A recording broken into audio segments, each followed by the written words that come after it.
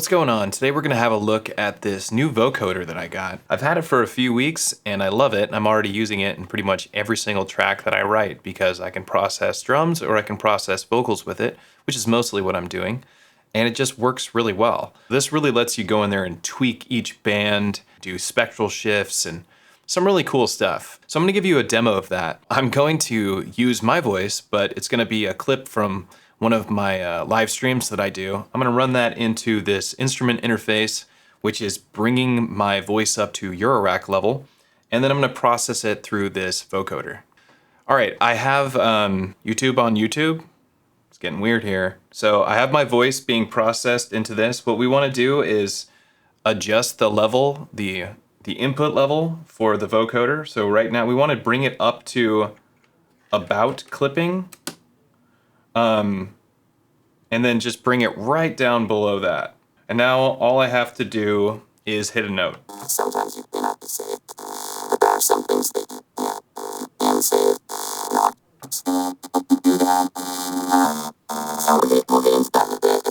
So I can play a chord. Somebody remind me, I watch, I want to talk.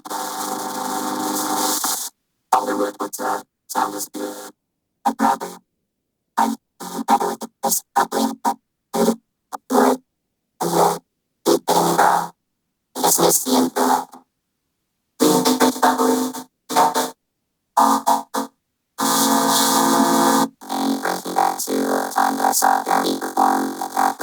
So what we have on the panel here is 15 channels of filters with their own envelope followers. You can adjust them independently, as you can see. That's kind of the whole point of this module. Over here we have some interesting controls, and let me explain them to you right now.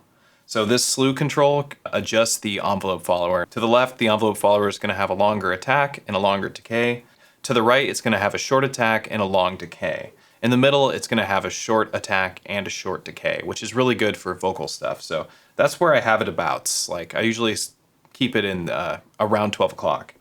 To the right here are squelch and bridge. Squelch is the gate. This gate is going to allow you to adjust room noise with your microphone. So I do recommend that you use a dynamic mic. I was using a condenser mic and I found it was just picking up too much stuff around the room. So a dynamic works really well because you just put it right up to your mouth and you can get pretty loud and you're not going to hear the rest of the room. On the other side of squelch is bridge, and bridge is going to do kind of the opposite of squelch. So instead of gating the signal and creating silent gaps, it's going to use noise and fill the silent gaps instead, so that you just have a constant sound being processed by the vocoder and the filter bank. Over here, spectral shift is going to adjust the frequency that's being analyzed. So you have one octave down going to the left, and you have one octave up going to the right. Let me show you that. So if I go to the left, it starts to sound like lower frequencies. The lower formant to the right.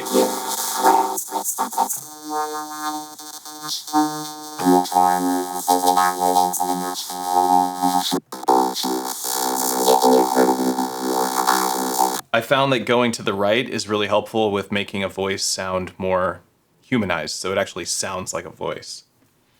This one's spectral tilt right here is going to adjust all of your filters. So it's going to move them all to the right or all to the left relative to their current position. High pass, low pass. Pretty simple. Down below here we have voice and unvoiced. That's what this V/UV is. And then there's a center toggle, which is an auto detect. So it's going to choose whether it moves between voice or unvoiced. What voiced is like vowels, like A, E, I, O, U. Those are sounds that the vocoder can register really easily, and they work really well with the filter bank. Unvoiced sounds like K's, S, and T's. Those are unvoiced sounds, and the vocoder is going to have a harder time with those. So what it does in this auto detect mode is detects that those sounds are being made, and it's going to use noise to fill that gap instead, so that it still functions. So here's what unvoiced sounds like. Just noise.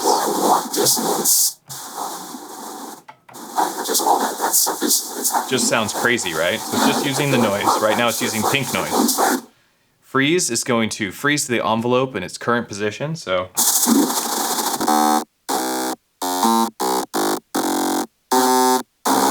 So it's just opening the envelope completely wide open because that's where I froze it. If I froze it in a really quiet position, the envelope would be quiet as well, or it wouldn't let as much volume pass through.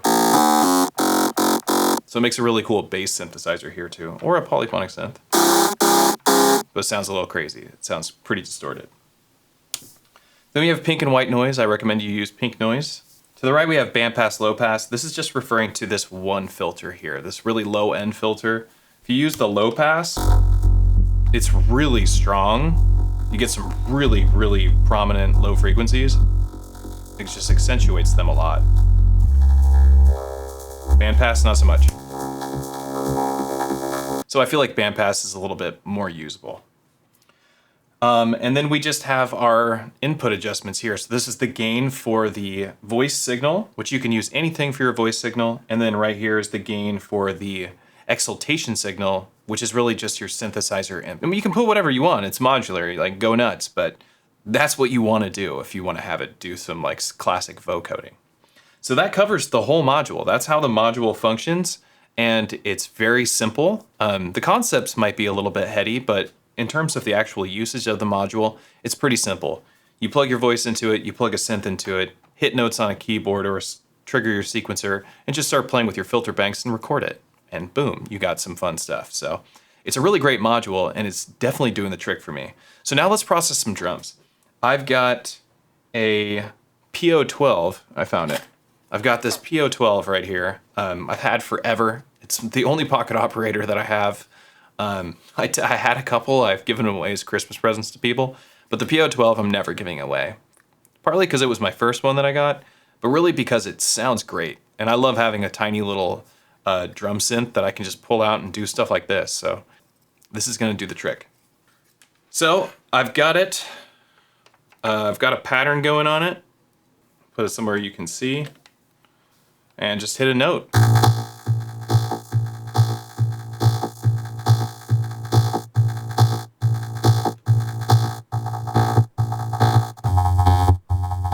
So it's making some really cool bass rhythms right now because it's using the vocoder. So here's like some higher chords. Get a different pattern going. Play with these filters.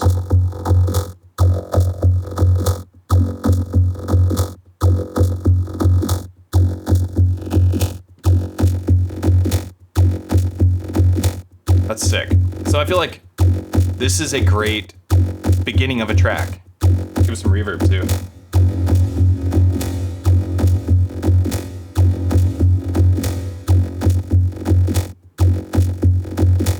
Okay, it's playing at 140 BPM. I'm playing like a C1 on my keyboard. I'm gonna stop the sequence, arm my recorder. Hey, bring up that. I'm gonna arm my recorder, and then I'm going to hold down a note and hit play.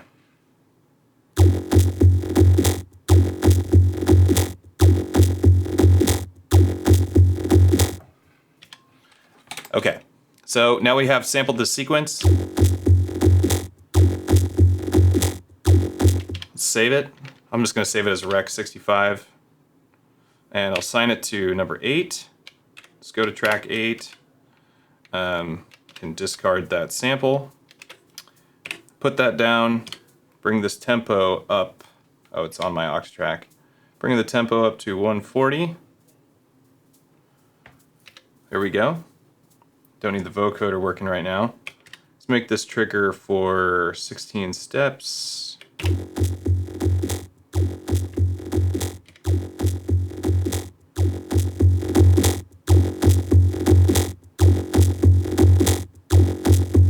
Now we have this in my Digitact. It's a great bass. Well, it's a great basis for a track.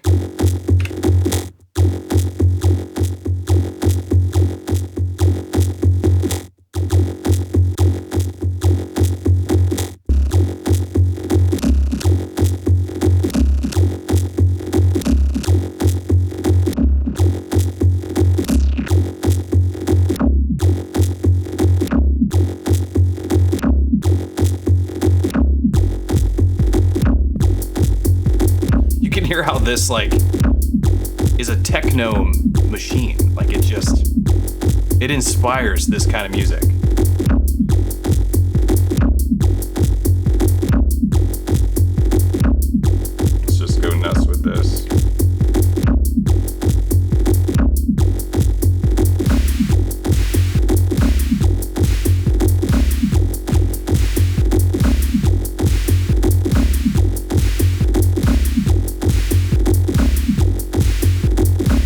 might actually turn that into a real track after this. I don't know. But I could, because it's actually good sounds. This vocoder makes great sounds. So I didn't mention that there's a dedicated fixed filter bank output, which is pretty dope. So you can just skip the vocoder and just go straight out. You can mix those two signals together in a mixer if you want. Filter bank. So now we're just running my voice right through this filter bank. So we can do all sorts of adjustments to it. Get some weird stuff out of it. I mean, it's pretty great. This is fantastic. I'm really liking that. Let's just mess this a bit.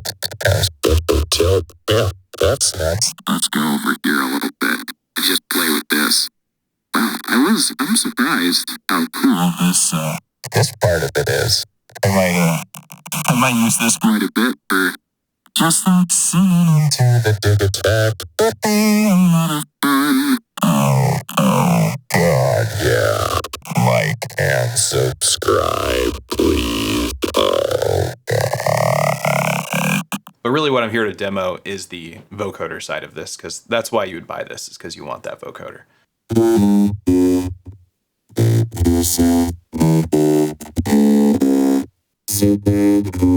If you'd like to get your hands on one of these vocoders, I'll put a link in the description of the video, and you can go to his store and purchase one, and he'll build one for you and send it over to you. Pretty awesome. Don't forget to like and subscribe so that this channel can grow. Thanks for hanging out, and I hope you enjoy the demo. I'll see you next time.